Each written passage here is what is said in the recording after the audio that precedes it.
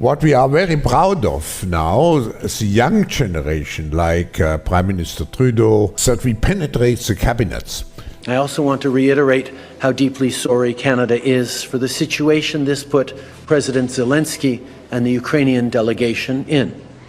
It is extremely troubling to think that this egregious error is being politicized by Russia and its supporters to provide false propaganda about what Ukraine is fighting for. Why does this government treat Alberta like a fart in the room that nobody wants to talk about or acknowledge? I heard her say a word that I know is distinctly unparliamentary, and I think she may want to withdraw it. The word was F-A-R-T. I mean, we love your Mr. Trudeau. I mean, his family's always been such big fans of our flag.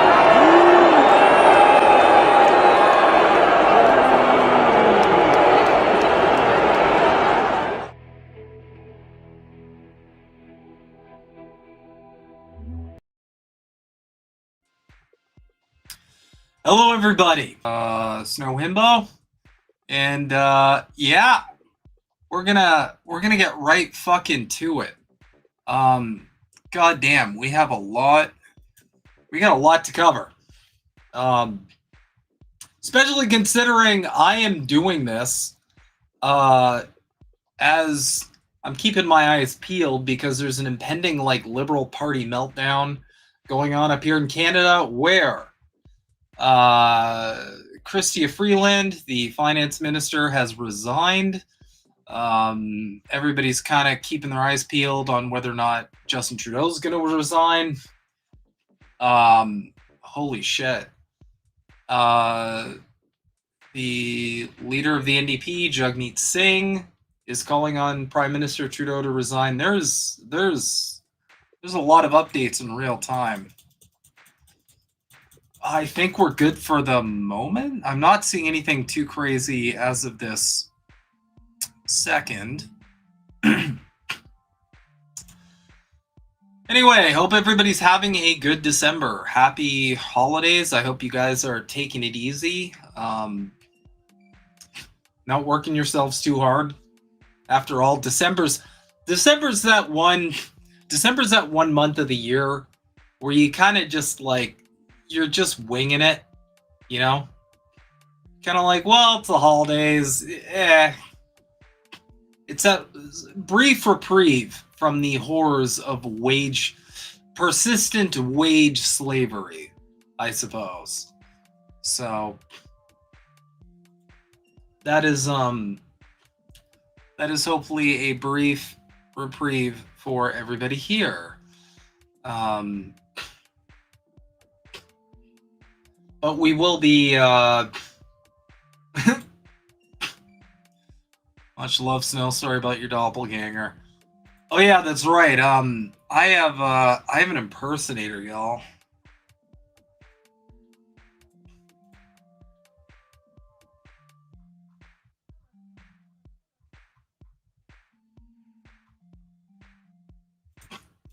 I actually shared it here.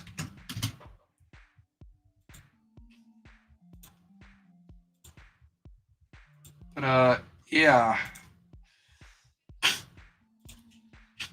Like I said, you know you've made it when you start getting impersonators.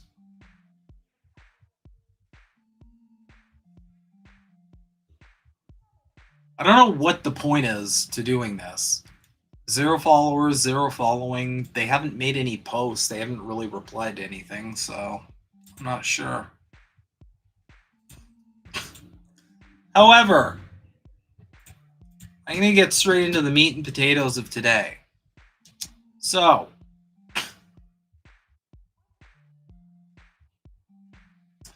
you guys may have seen, you folks may have seen this post.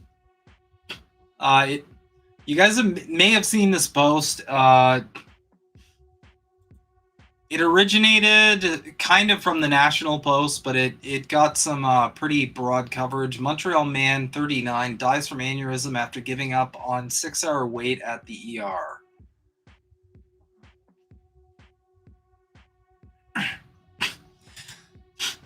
And the reactionaries the reactionaries are out in full force.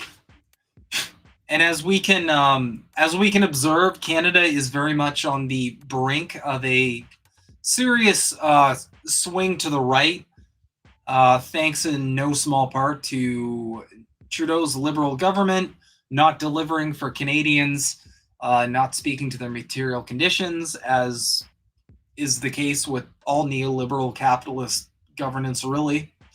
And you're seeing a lot of reactionaries pushing this story as some kind of, well, let's be real. We all know what's behind it. Behind it is we want to privatize the socialized healthcare system because the socialized healthcare system isn't working. That's almost always what's behind it. And you can see from nothing but the quote tweets, Canadian news has picked up Adam's story. It's surreal and angering and sad to see him as the literal face of our failed healthcare system.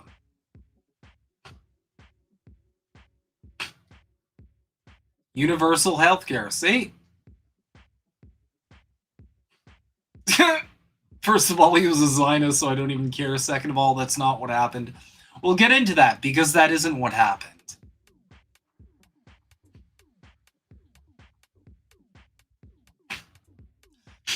And we do have some people clapping back. In America, at my emergency, it is often a 6-hour wait. This is not unique to free healthcare, LMAO. But you have plenty, and of course it's an Israel and an American flag. You have plenty of reactionary accounts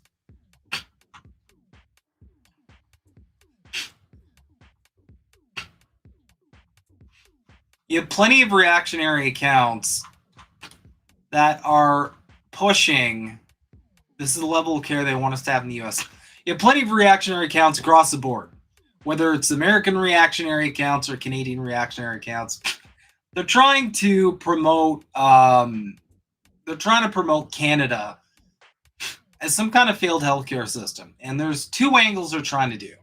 In the States, especially in the wake of the recent events with the clapped healthcare CEO, thanks to our Lord and Savior, Luigi.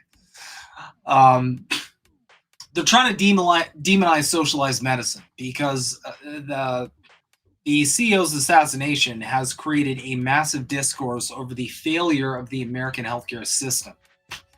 But we also have a very aggressive and concerted push while the conservative Pierre Poilievre government is looming over the horizon. You're seeing a conservative push to kind of manufacture consent for maybe privatizing Canadian healthcare, giving all sorts of wild hot takes as to how our system has failed us because of the 6-hour wait at the emergency room that this guy had. Now, right off the bat, you might want to ask yourself, why didn't he just not give up? And, well, that's a good call. Because, you shouldn't just fucking go home. That's kind of stupid. Doesn't really make a lot of sense.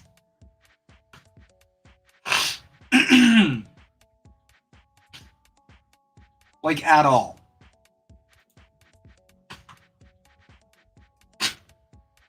But furthermore, as this is an argument that affects both Canada and America, I want to make this as crystal clear as possible using actual, I don't know, facts and information, as opposed to these unbelievably dishonest propaganda tactics where they frame Canada and its healthcare system as some kind of exceptional failure, especially in comparison to America. And you see a lot of reactionaries pushing this very hard. Why are they pushing it really hard?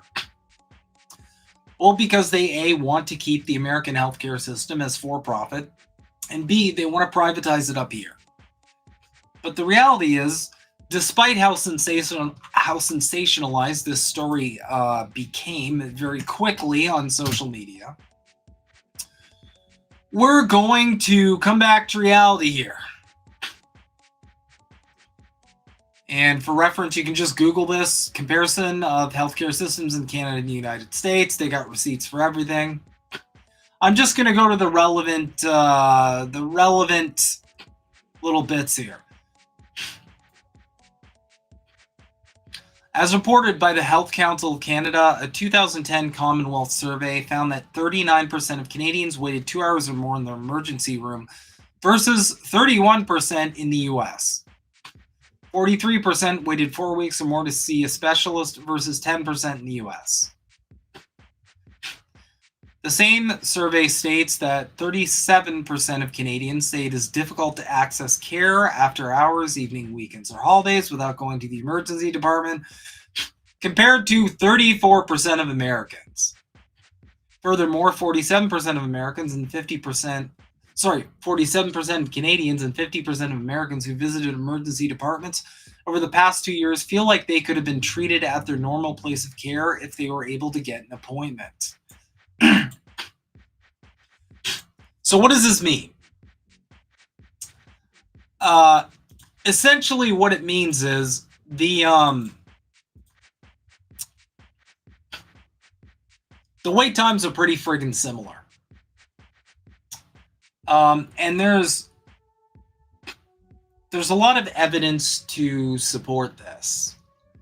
But again, there's a massive propaganda push to try and demonize any sort of socialized medicine. And I'll be the first one to say, guys, I'll be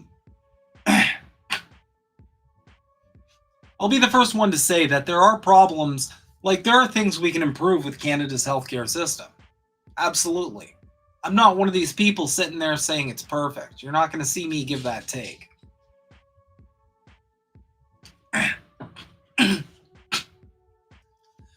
But for comparable results, I'd say having a system where you don't go into crippling debt or have to fight with health insurance companies just to get a claim approved, that's a pretty good deal.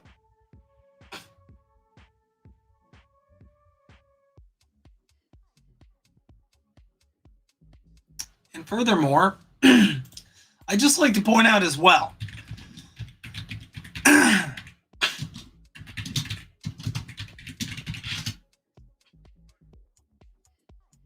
for a so-called country that has such a comparatively worse system,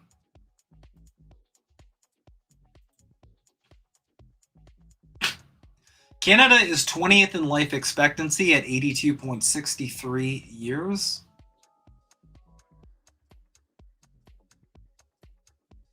Damn, I gotta scroll down, y'all. I had to have missed it. USA, 79.30. So that's 55th place versus 20th place. So, I mean, like, what are we doing here? And furthermore,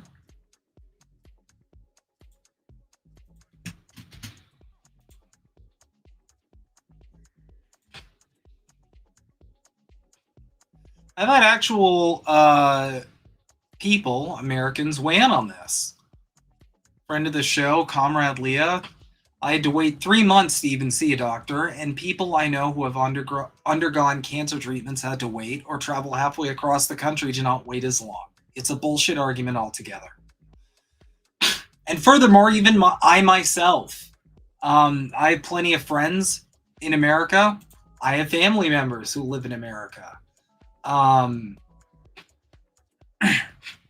They report across the board pretty much similar wait times, both for a specialist and for in the ER. From hold on, still processing, I waited 9 months to get an appointment for some lady problems here in the US and another 6 months for a colonoscopy. Fortunate to have amazing insurance with only a 10% copay.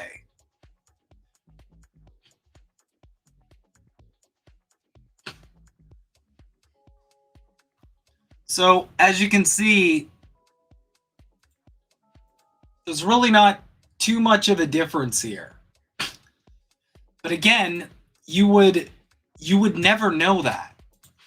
You would never know that if you just listened to the reactionary right-wing propaganda sphere that is present all over social media, over the corporate press, all across the board. You would never know that if you just took these people at face value and took their arguments at face value. Especially when they isolate one specific incident. But there's even more to this story that makes it bunk. So this is from Kashif Prasada. This was the guy's original post here. Had a bit of a health scare last night, but thankfully it wasn't a heart attack. Not sure what it was though, because once they made sure I wasn't dying, I was thrown out into the waiting room, and 6 hours later, I said fuck it and went home. Now again, they're trying to make it seem, and I've seen a lot of accounts online make it seem like the ER threw him out. He didn't. He wasn't thrown out. What happened was they had him wait in the waiting room because they determined that it wasn't completely emergent. And then he went home.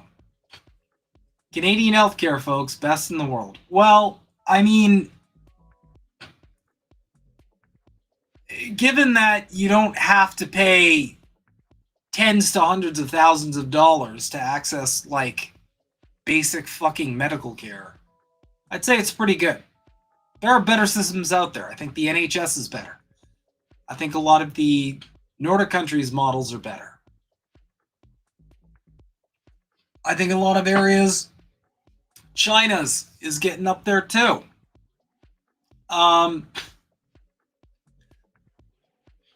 course, he posted a selfie because he wanted an excuse to show off his chest. But this MD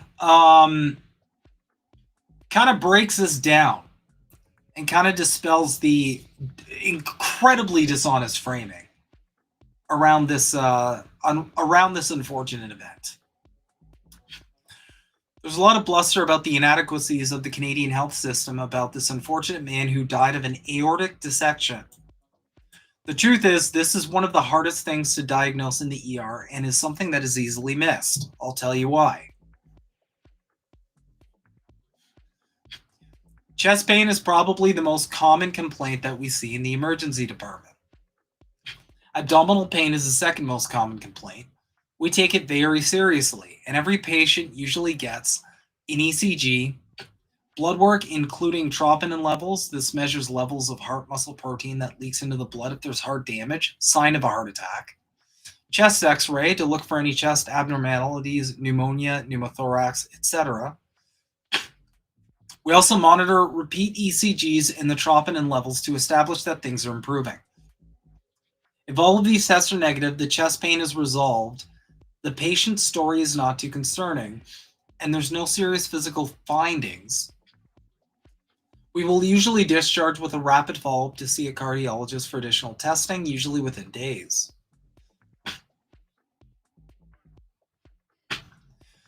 How can we possibly miss such a devastating diagnosis as an aortic dissection? Because it can show up with all kinds of symptoms. It can be painless. It can mimic acid reflux or a simple back strain. One colleague recently had one elderly patient with stomach flu symptoms of nausea and vomiting, and the only thing that tipped him off was that family members were massaging her back, prompting a CT that discovered the aneurysm. If she went home with some nausea pills, she would have died in her sleep. And as you can see, it's known as one of the great imitators. Much like Lyme disease, lupus. If you've ever seen House, that's a popular one on that show. So again,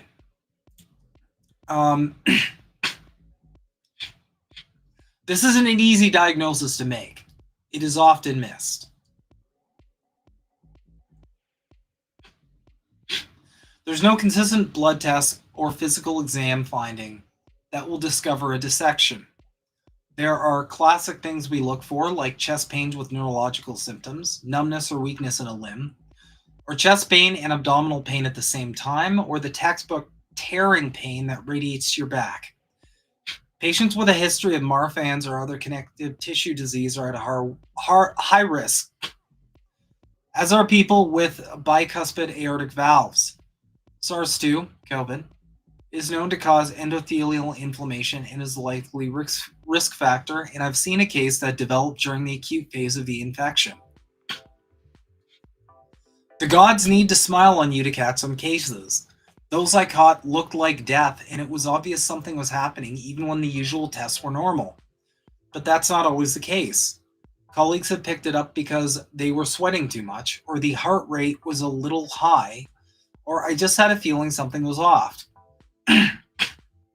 If you're rushed or harried, or the ED is overflowing, I can imagine not having the time to pay attention to catch the subtle things. How do we diagnose it? A CT scan of the chest with contrast, so that's the dye they inject in your veins so that you can make things out as clearly as possible on the imaging, is the gold standard. Is it practical to CT scan hundreds of people a day to catch possible dissections? Absolutely not. Each CT chest is 5 to 6 MSV of radiation, roughly 3 times your yearly background radiation exposure. Each scan contributes slightly to an increased future cancer risk, and the harm done would have likely vastly exceed the benefit. To critics who think this is a system issue, we don't have to get prior authorization from insurers to do these tests, and it is widely available in most ERs in Canada. Getting the right CT scan protocol also matters. I had one gravely ill patient where we gave contrast according to the protocol to find pulmonary embolisms, and it was negative. The patient was white as a ghost, had a crashing blood pressure, and looked like death. We had to repeat the scan and time the contrast to look for a dissection, and it was positive. He went to the OR and survived. Bottom line, this is a terrible disease, and catching it is often as much a matter of luck as it is medical skill. Keep yourself healthy, and God forbid you need to come to the ED for your chest pain. We will do our best. So, that is kind of the meat and potatoes of this issue. Because you may have seen this, if you're Canadian, you almost certainly saw this floating around social media. This horror story of a man who waited an ungodly amount of time to see any kind of emergency service, and then he was thrown out, and then he died after. What a scary tragedy. We better privatize the healthcare system. This is why I encourage people, guys, look into these stories. Go digging beneath the surface.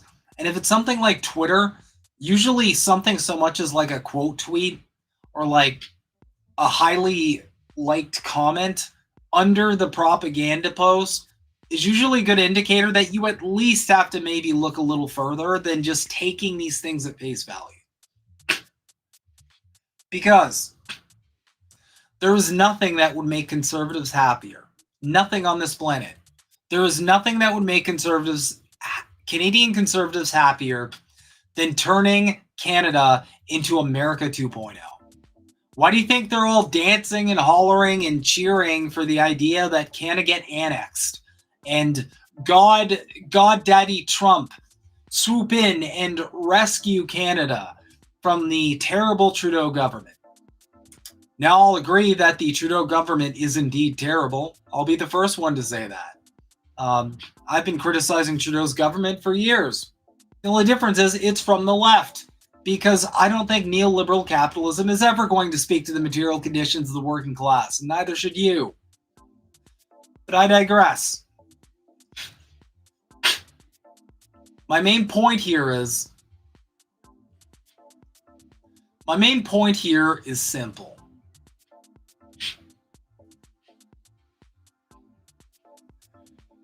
Up here in Canada, you get comparative results to America when it comes to wait times, when it comes to care. The only difference is we have a socialized system. So we pay for that in our taxes. It's not free, as a lot of people misunderstand it to be. But, you know, I think that's a pretty good deal. I think not going into crippling medical debt, going bankrupt, or dying because a claim was denied, I think that's a pretty good deal for comparative results. I think it's pretty good.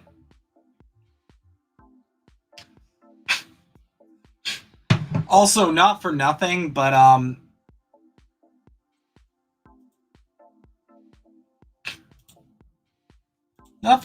let's dig back into this guy. This doesn't really matter, but I just want to show you guys the kind of person who's Canadian,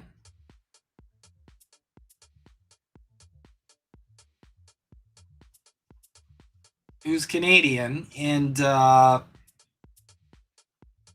god, look at all these terrible takes. Who's Canadian and shits on our healthcare system.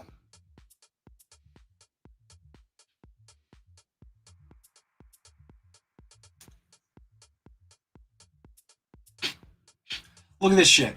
The American system would in fact be a major improvement, even if still not a great option.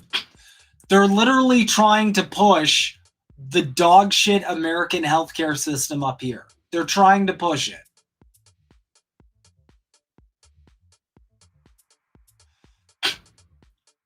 And we'll see garbage takes like this. It's not so much our healthcare system that is failing. It is failing under the weight of an overload of Trudeau's 14% increase in our population due to an abhorrent migrant policy. So again, this is just brain dead. Like, they're just kind of riffing off the dome here. Bratney, this is another one of the Canadian like conservative propaganda accounts. I'm convinced these accounts are like paid, kind of the same way like IDF accounts or like the NAFO dogs are. It's kind of around the same. It's kind of around the same sort of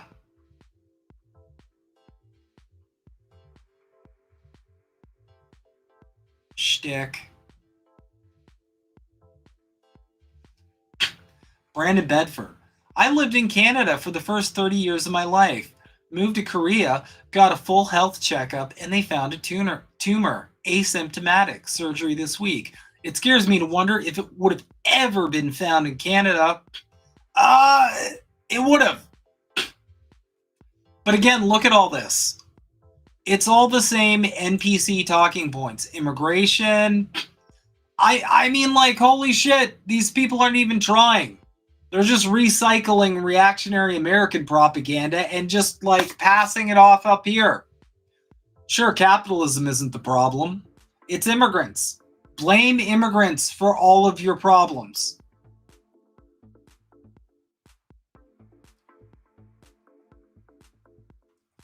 And you'll just see, if not something like the American system, then what? Healthcare should be a 100% of free market service. See, like, look at all this. But I digress.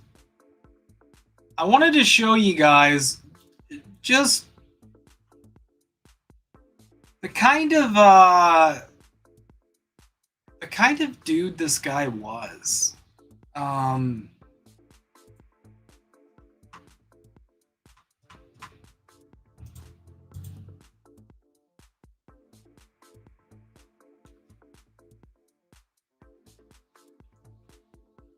Where is he?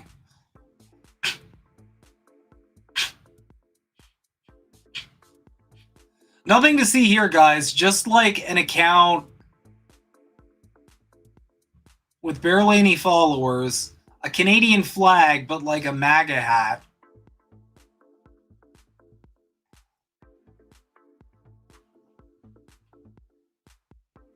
Trudeau's Canada. Did anyone read the entire article? That's good.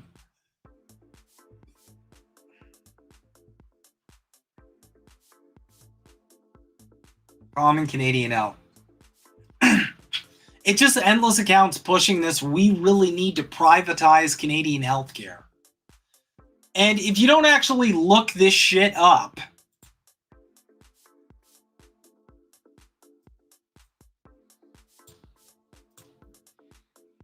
yeah, his name was if you don't look this shit up, you're just gonna accept the reactionary framing on it. Yeah, so his name was Adam Burgoyne.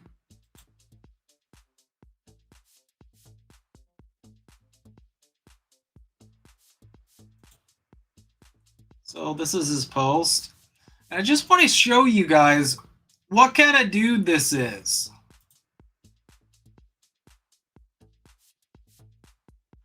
First of all, he's a narcissist.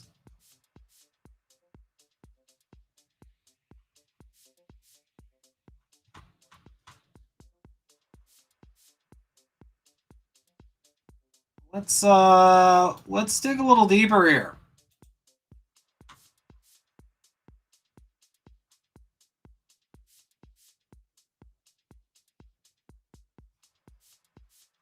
Where is it? It's always somewhere.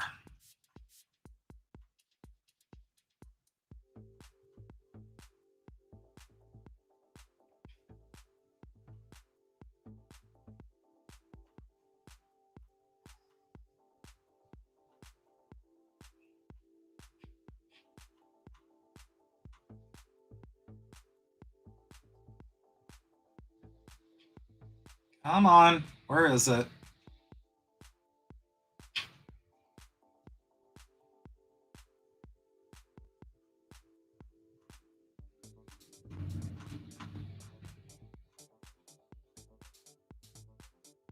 I'm dedicated because I know these types of people.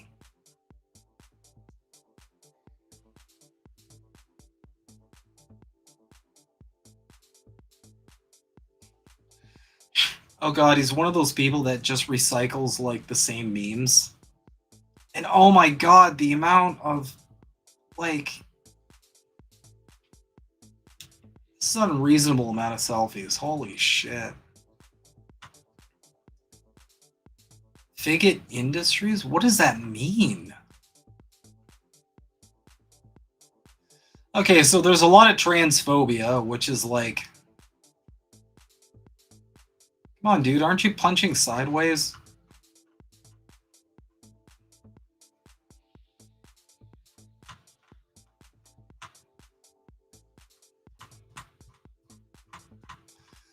Okay, this guy posts more than anybody on Earth.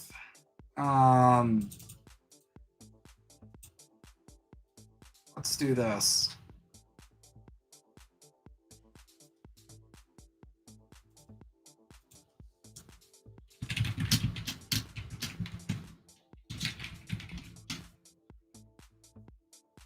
Oh, look at that.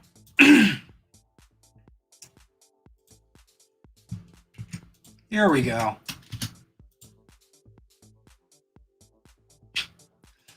So, I mean, this is neither here nor there.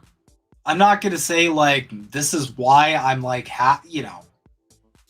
You guys get it, right? But, like, he's not a very nice dude.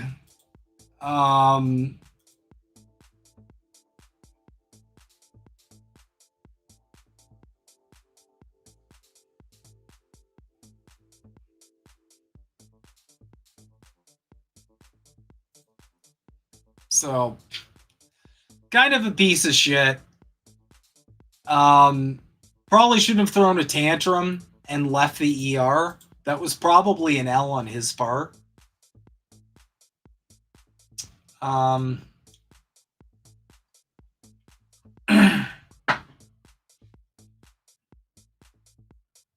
But you know,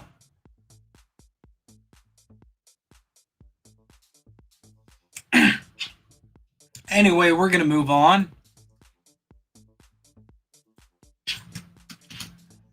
Sorry, I'm just checking for updates. Oh shit. Just trending. Trudeau.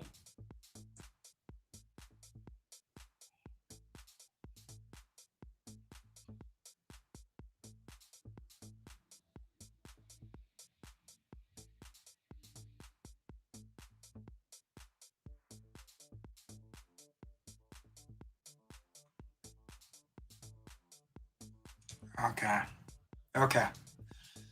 Nothing yet, but we are monitoring the situation very quickly. I'd be very surprised if he did resign.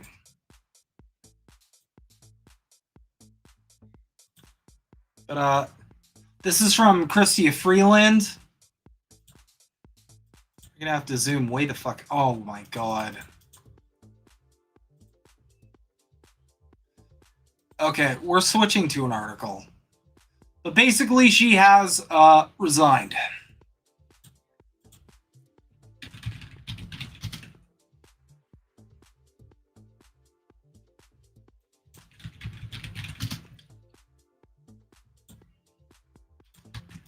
CBC has the report here.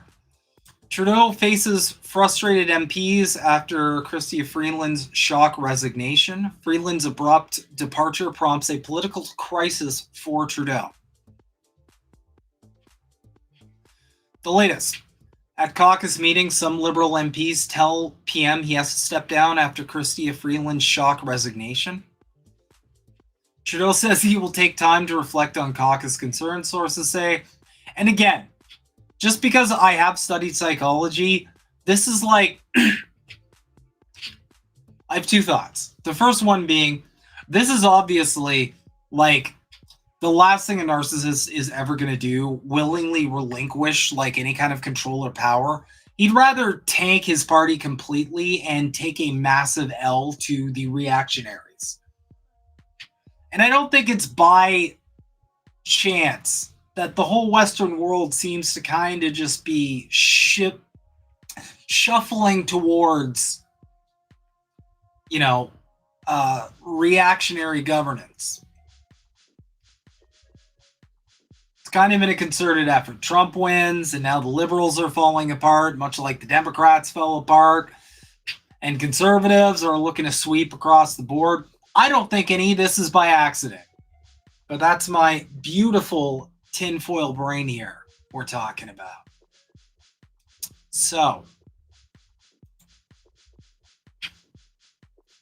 at least 7 Liberal MPs, including a former cabinet minister, publicly say Trudeau must resign. Public Safety Minister Dominic LeBlanc has been sworn in as Canada's new finance minister. Despite the drama, fall economic statement was tabled, showing a big deficit of more than $60 billion. So, I mean, we're not doing nearly as bad as America, but hey, we're catching up.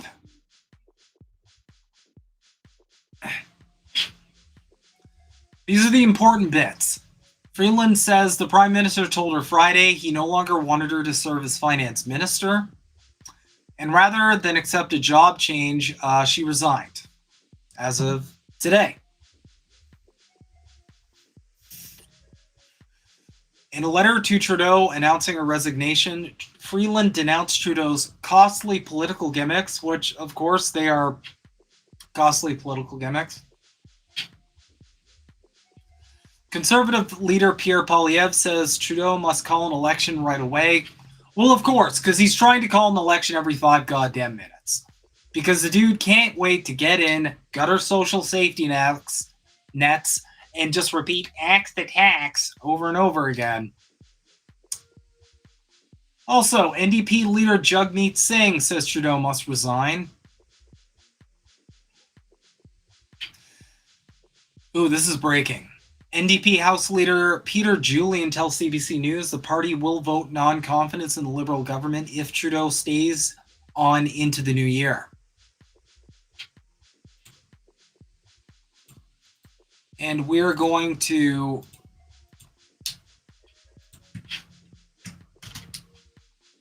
go straight to Jugmeat himself. Struggling with the cost of living. Canadians are struggling with the cost of living. I hear it everywhere I go. People cannot find a home that they can afford. They can't buy their groceries. And on top of that, we have Trump threatening tariffs at 25%, which put hundreds and thousands of Canadian jobs at risk. And instead of focusing on these issues, Justin Trudeau and the Liberals are focused on themselves. They're fighting themselves instead of fighting for Canadians.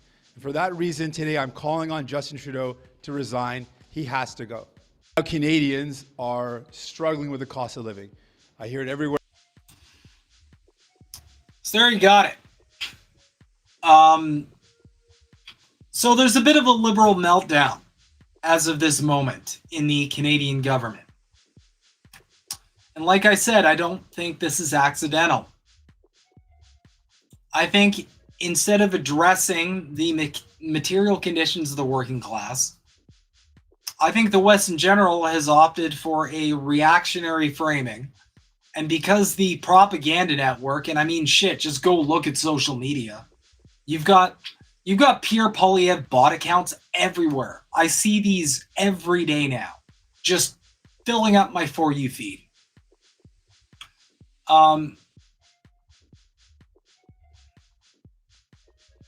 Excuse me. You've got a real reactionary push across the board.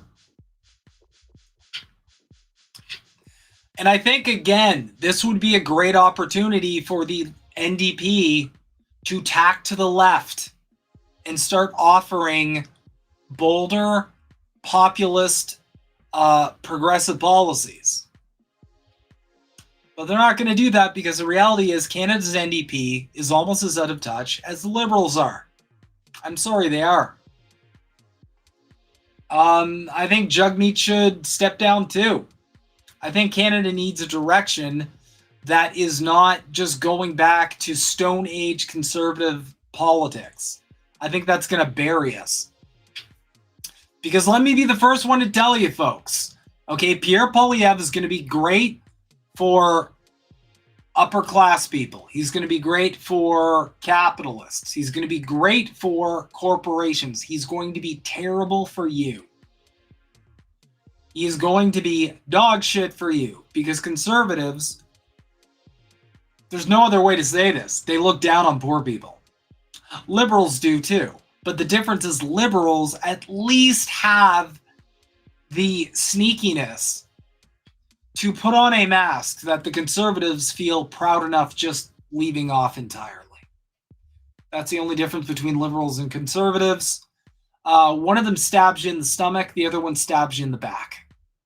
That's it. That's all it is. That's all it's ever been. Stop holding out for hope that liberals are going to do anything materially for you or your family. They're not going to. It's just that we have the same problem here as the States does, where we've got this lesser evil where there's no good options. There's no even like reasonable options. There's just dog shit option and then way worse option that is attacking the dog shit option. We're seeing it right here in America. Okay, the timeline. Donald Trump spent a lot of energy criticizing Joe Biden for the cost of groceries. He ran campaign ads criticizing Joe Biden for the cost of groceries. What's Trump saying now? That it's going to be really hard to lower grocery costs because once they go up, it's hard to get them down. It's going to be the exact same thing with Pierre Poilievre. If he wins, you're going to see him walk back every single propaganda piece that he's been dishing out. Because this is the conservatives' bread and butter. They attack the party in charge for valid concerns, and then once they get in office, they deliver zero solutions and proceed with their ultimate goal of turning Canada into America. And that is, mark my words, the ultimate goal of the conservatives in Canada. It is making Canada into America 2.0. They would probably like nothing more than for Canada to just become another American state, like you've seen all across social media. Okay, that's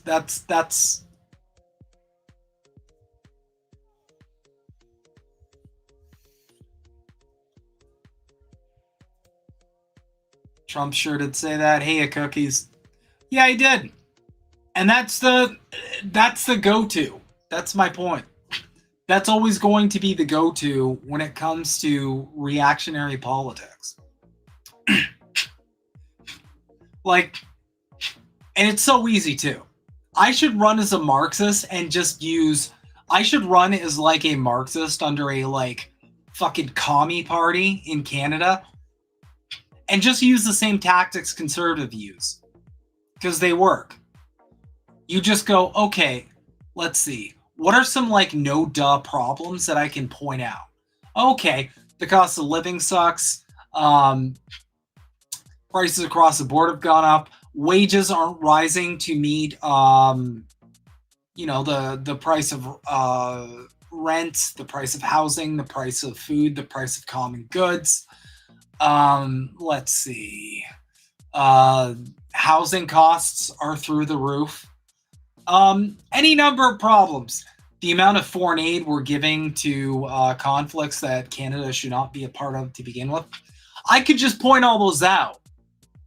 But then instead of conservatives, I would offer like real tangible solutions with real like actual practical application. I'm surprised why this is what I don't get about the NDP and other left-wing parties. Just run using conservative tactics, which are successful. Just point out the valid concern. Just say, hey, I hear you. I know this is a problem. Because the liberals are going to sit there and going to say all day long, they're just going to say, nope, that's fine. The economy is actually pretty good. Sorry, sweaty. No, you know what? Like, you're not doing that bad. You're fine. You're fine. You're good. Pat you on the back. Just speak to people's real material concerns and say, look, I get it. This does suck. This party is dropping the ball. They promised to go to bat for you, and they're not doing it. I will. That's all you need. That's all you need. You could get an actual left-wing party in Canada by just using the same tactics. And don't take the fucking high road either. You could absolutely lay waste to conservatives. Up here in Canada, after Harper's government, after Harper drove the economy straight off a cliff all the way down to the depths of fucking hell, oh, you could absolutely home run that. Furthermore, something else a left-wing party could do is point out how often the conservatives and the liberals vote together, which is a staggering amount of times. Again, something that, I don't see covered a whole lot.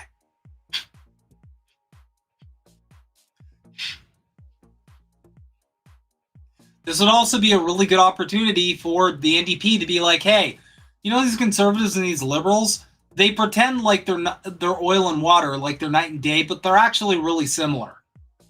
They're completely beholden to their corporate masters. And they don't give two shits about the working class, which makes up the majority of the country. That's the majority of the people. I'll be a government for the majority of people. And corporations and billionaires, well, they're doing well enough. They're doing well enough as is.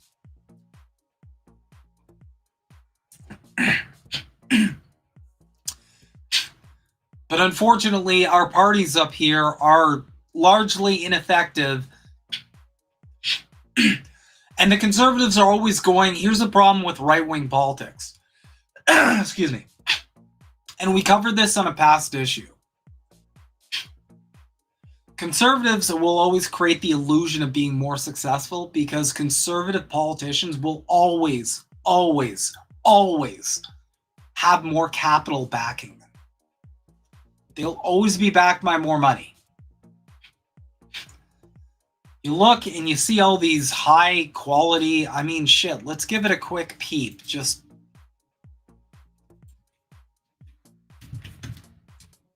I'll show you what I mean. And I've seen these advertisements all across social media, on Instagram, on Twitter, on Facebook. These conservative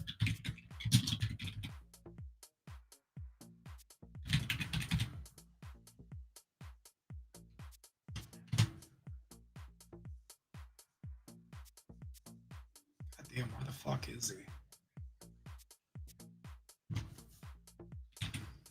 I can never get his fucking stupid name right. Let's just go peep this real quick. Look at some of these ads, man.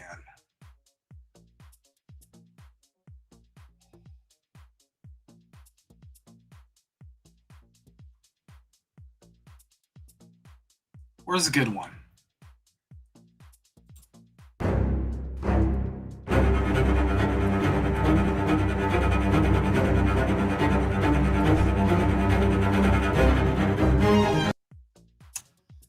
That's in French. Let's get another one going.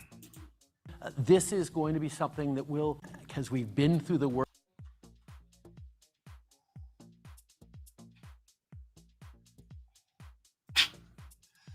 Look at the like high quality photo shoots here.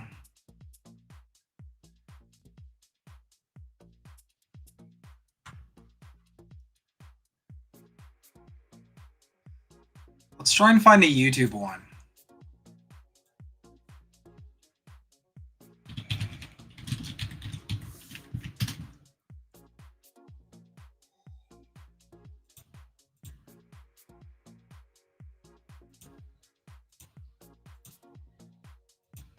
Alright, fuck it, I can't find it. For some reason, they're mostly on like YouTube and social media. This week, Prime Minister has lost a contract.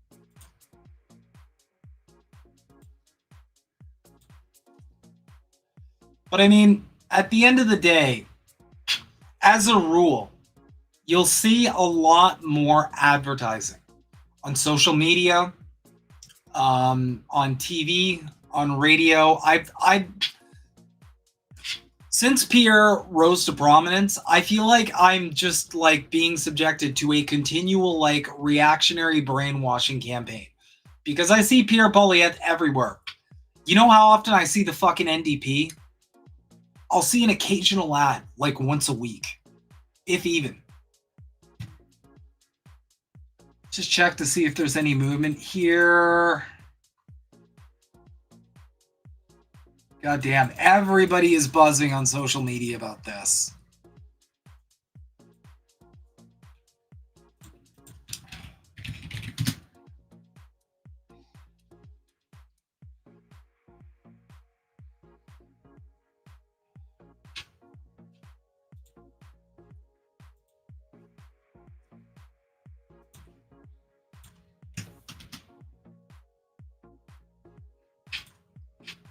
This kind of breaks it down pretty nutty. 60 Liberal MPs will sign a letter calling on Prime Minister Justin Trudeau to resign. 60. That's the majority of them. The wide majority. So it's pretty touch and go. I have been wrong before. I'll be the first one to say that. But I will say that I'm probably going to go on record and say that I don't think Trudeau's going to resign. I think this is going to be a Biden situation, and I've done a video on this before, but like Joseph Robinette Brandon, Justin Trudeau's a narcissist. A lot of politicians are. It kind of attracts them to the role. You represent far more powerful forces, but you get all the adoration of the masses. It's perfect for narcissists.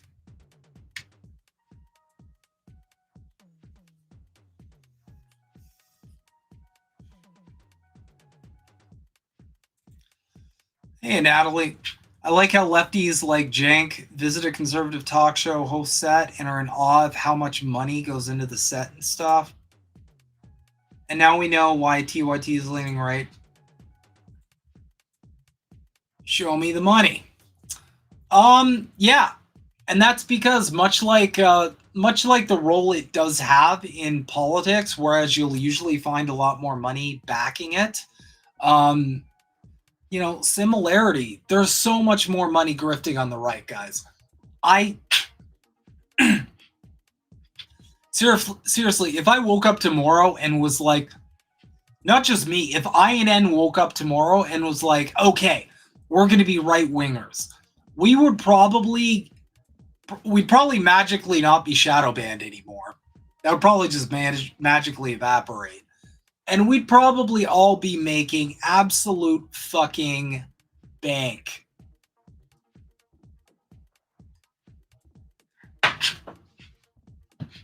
And it's no surprise why. Like, look how rich these right-wing grifters are. Look how much money they make. Also, social media, YouTube algorithms, like, they eat right-wing shit up. They eat it up. It's delicious. You get elevated so easily. If I wanted to say, like, fuck it, I'm going to sell my morals and just, like, get that bag, like, you grift on the right.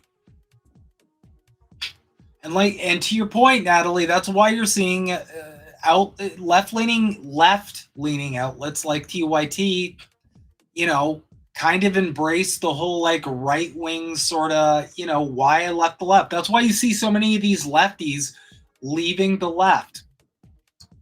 It's because they're probably tired of the shadow banning. They're probably tired of the lack of engagement. They're probably tired of the constant smear campaigns, which is going to come with any sort of support of anything that threatens power ever. And a lot of these people say, fuck it, I'm leaving the left. What they really mean is, I'm going to go get that bag. Right? I'm going to go make a bill. I'm going to go make some bank. I want a cottage. I want a second cottage.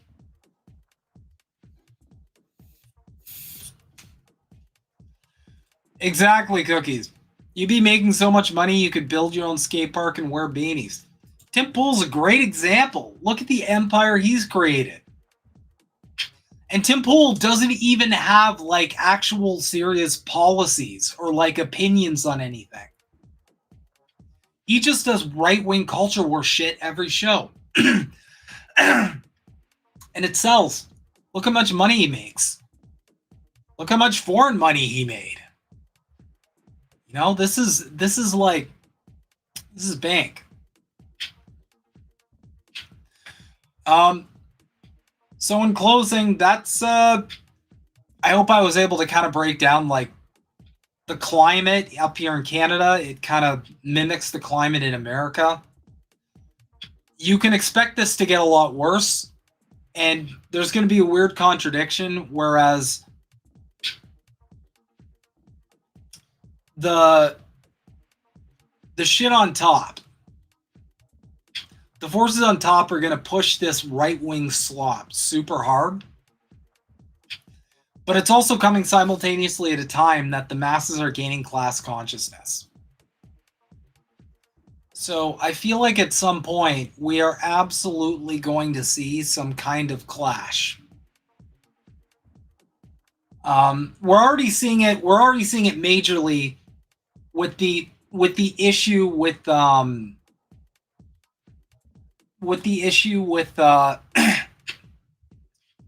CEO getting clapped.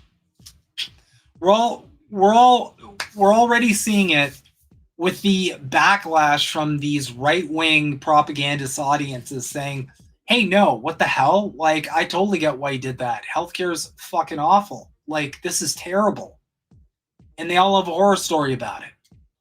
So, as the contradictions heighten, you're going to see a lot more of that, where hopefully, at least my hope is, a lot of these people who follow these right-wing channels are going to realize really quickly just how detached they are from their followers, because they're already showing it with this situation with the CEO, where they're all painting the CEO as some kind of hero and this guy is some kind of terrible, horrible monster. And that's because they have different material interests. They have different class dynamics than you or me.